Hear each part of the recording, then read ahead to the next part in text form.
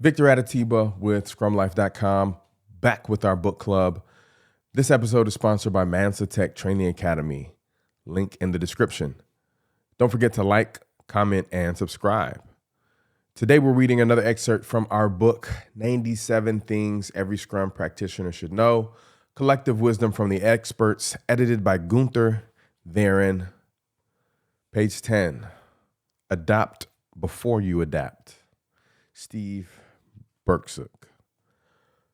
Scrum is a fairly minimal process framework that you adapt to work best for your team. Sometimes teams adopting Scrum attempt to extend the idea of adaptation and adapt the Scrum process so that it's simply a veneer atop the existing, often traditional process. Adaptation works best once the team has internalized the principles and values of the Scrum process. Gaining an understanding of a different way of working takes practice and experience. A common example of premature adaptation during Scrum adoption is that a team will look at the Scrum events and decide that they won't work for them. Sprint planning meetings get shortened or don't include the whole team and result in sprint backlogs that contain more work than what past experience has repeatedly shown the team can handle.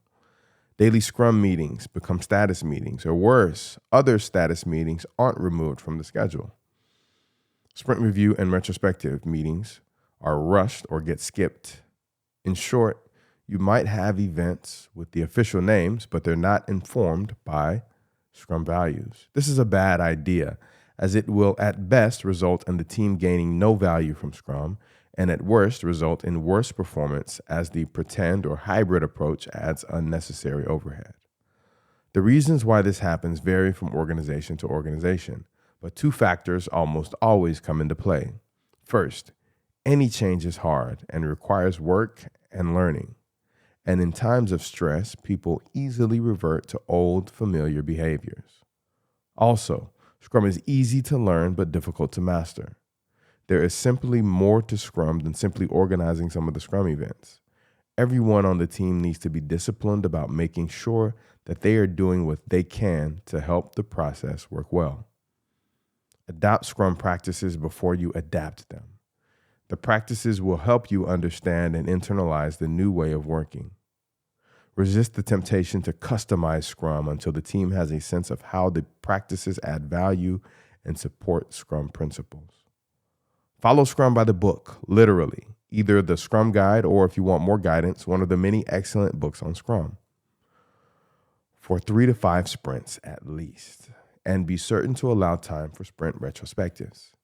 Use the retrospectives to explore how the process affected collaboration and delivery, thus providing an aha opportunity as people see the behaviors the Scrum framework enables.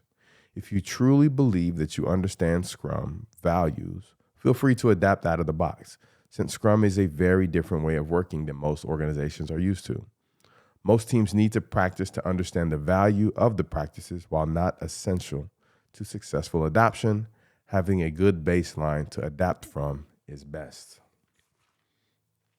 This brings us back to one of the earlier topics about shuhari. It's so important to go through the shu phase of shuhari, and that you are mimicking exactly what the person teaching you is doing so that you can gain your own understanding. If you attempt to adapt too early, then you often tend to miss some of the fundamentals that people learn early on when they're mimicking. Just like if you talk about, the fundamentals of basketball. I played basketball for a while as a kid, soccer for a lot longer as a kid. And there are just some fundamentals that everyone has to learn when playing either one of these sports. If we talk about soccer, for example, you've got different ways of trapping the ball, right? We normally start kids with trapping the ball with just placing their foot on top of the ball to stop the ball.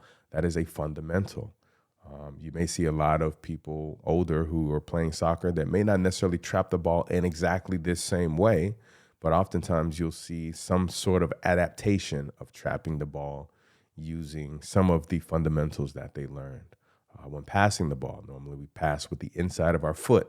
That's a fundamental. However, once you've mastered that, you can learn how to pass the ball with the outside of your foot, the top of your foot, the heel of your foot, your shoulder, your head. There are so many different ways to learn to pass the ball, but you must first start with the fundamentals. Have you enjoyed today's episode? Leave me a comment. Tell us what you think. Looking forward to seeing you in our next episode. Bye-bye.